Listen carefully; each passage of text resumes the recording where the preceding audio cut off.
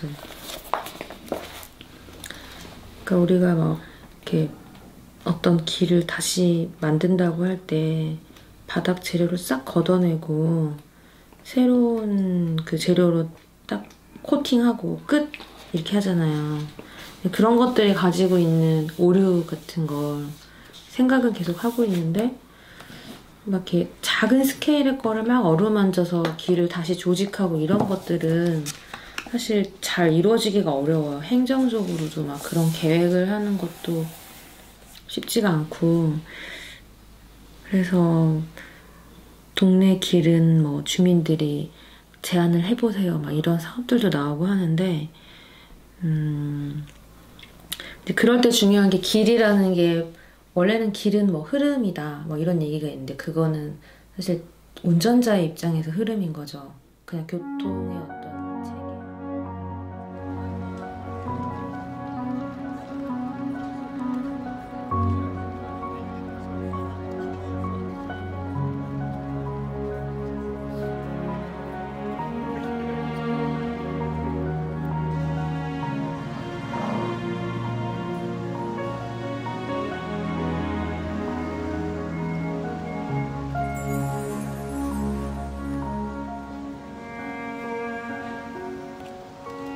그냥 교통의 어떤 체계적으로 어떤 방향을 가지고 가는 거, 방향이 있는 길.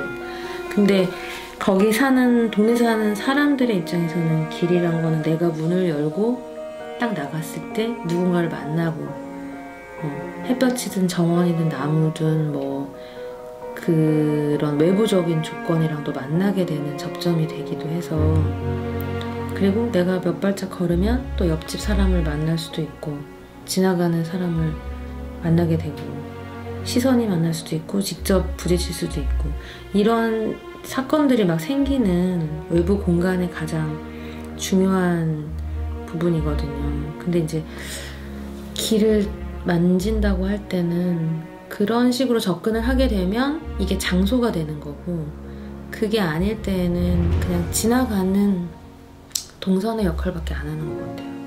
이번에 교토 이제 답사를 갔을 때 다른 것보다는 그 작은 마을에 있는 뒷길 이런 곳을 보면서 아 여기는 정말 되게 집을 나서서 걷고 싶은 길이다. 그리고 원래 있던 자연 환경들이랑 살고 있는 사람들 그 다음에 시간이 지나면서 뭐 필요한 뭐 자동차가 여기까지는 들어와야 되고 서비스 동선이 필요하고 그래도 원래 있던 나무와 물길은 살려야 되고 이런 것들이 이제 절충안을 만드는 거죠.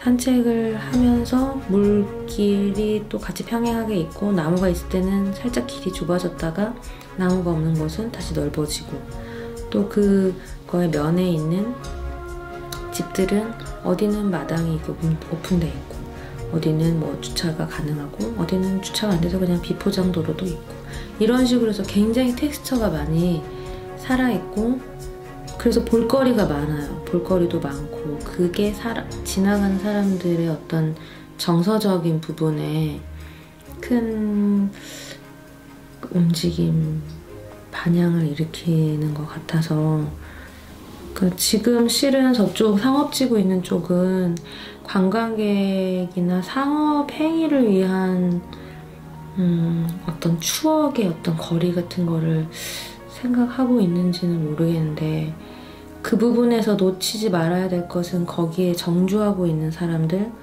또는 거기서 오랫동안 가게를 했던 분들이 가지고 있는 그 자기 집 앞 그리고 서로 관계를 갖고 있는 그 거리를 다 어떤 하나의 뭐 페이빙으로 싹 바꾼다든지 그냥 옛날 뭐 일본 어떤 느낌이 나는 가로등을 만든다든지 이런 식으로만 딱 끝나지 않았으면 좋겠고 그런 부분에서 좀 섬세한 계획들이 될 수 있게 저도 좀 고민을 해보고 싶어요. 약간 보리마당에 사는 사람들이 떠나면서 다른 분들이 들어와서 집을 갖게 돼도 똑같은 고민을 할 것 같아요. 아, 내가 여기서 살 수 있을까? 또는 뭐 작업실로 쓰건 예술인들이 뭐 전시 공간으로 쓰던 간에 그거를 좀 조직을 할 수 있는데 건축가가 그런 부분에 좀 도움을 줄 수 있다면 저는 같이 고민을 해보고 싶어요.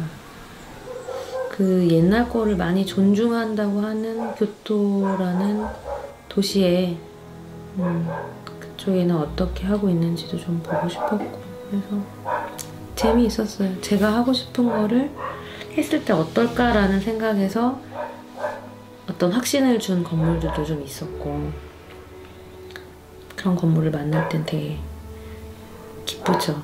그리고 거기 건축가가 누구냐고 물어봐서 칭찬해주고 막 잘했다고 되게 좋다고 막 이렇게 얘기하고 그랬는데, 저도 그런 부분에서 이제 건축주나 이 일을 발생하게 하는 그룹에 설명을 하기도 쉽고, 아 이렇게 했을 때 문제가 없다, 그리고 이제 이랬을 때 장점이 어떤 것이다 라고 얘기하기가 좀 쉬우니까, 사례가 있다 보니까. 그런 두 가지 측면에서 기행이 재미있게 잘 마치고 기행을 마치고 왔어요.